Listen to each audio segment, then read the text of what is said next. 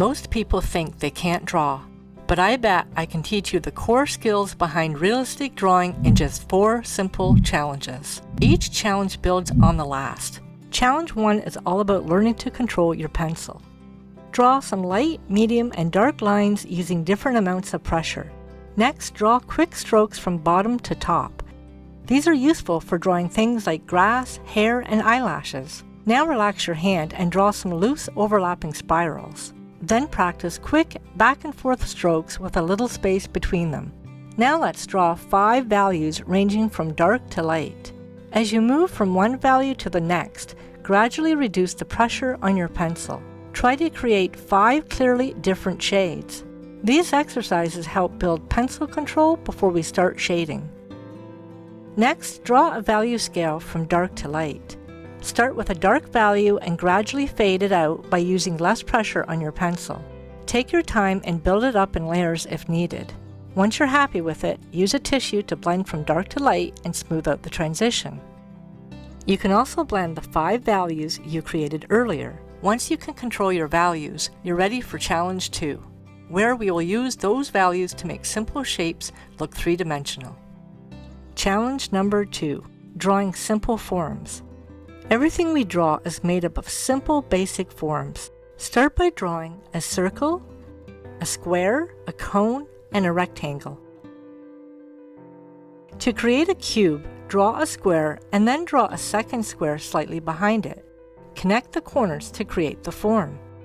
For the cone, curve the bottom edge so it looks 3-dimensional.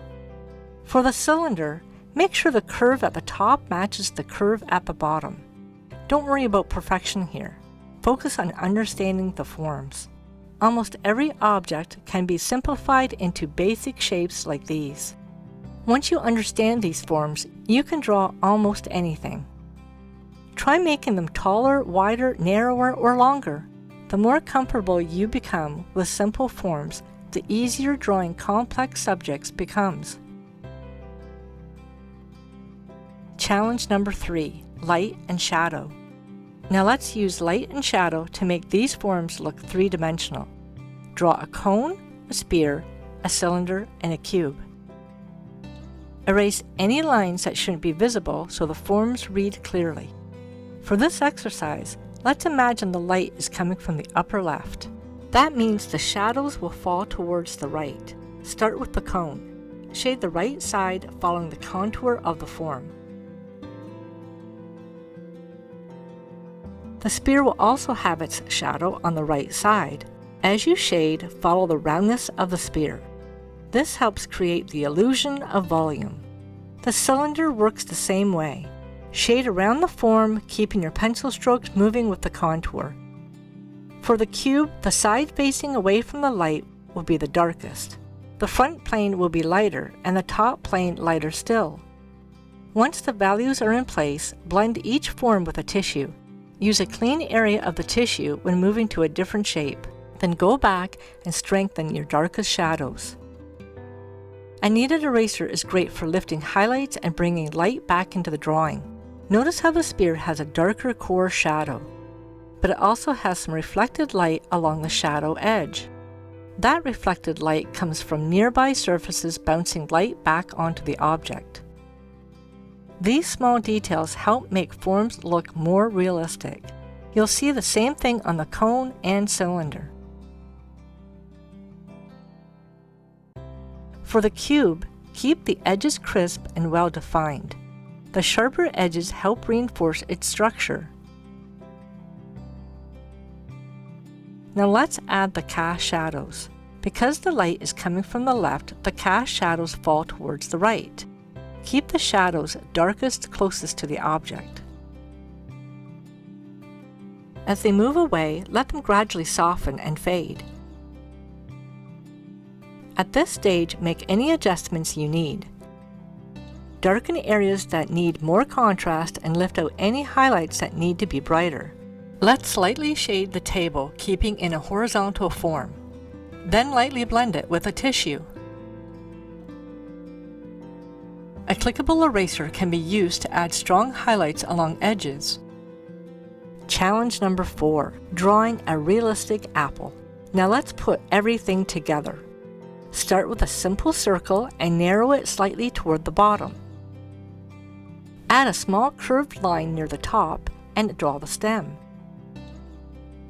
Before thinking about details, think about the form. An apple is essentially a modified spear. That's why the spear exercise was so important. The light is still coming from the upper left, so the shadows will fall toward the lower right. As you shade, follow the contour of the apple. Let your pencil strokes wrap around the form.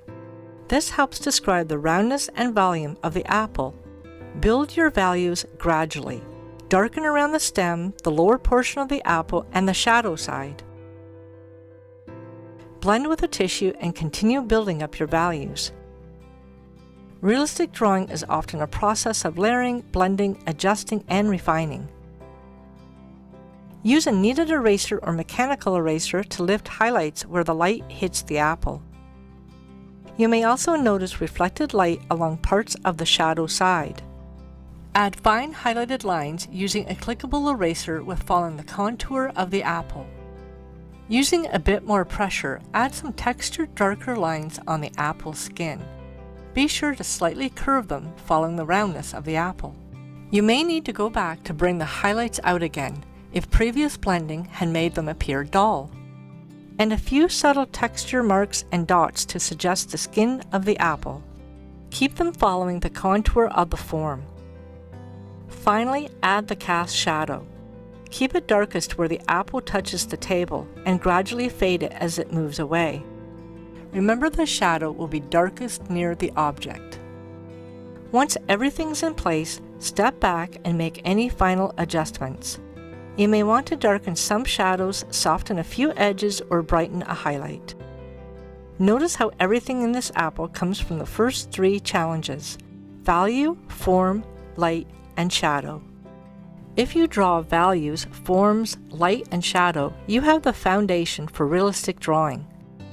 Keep practicing these exercises and you will continue to see improvement with every drawing. If you enjoyed this lesson and would like to see more realistic drawing tutorials, please subscribe to my channel and let me know in the comments how you did with the challenges. Thanks for watching, and I will see you in the next tutorial.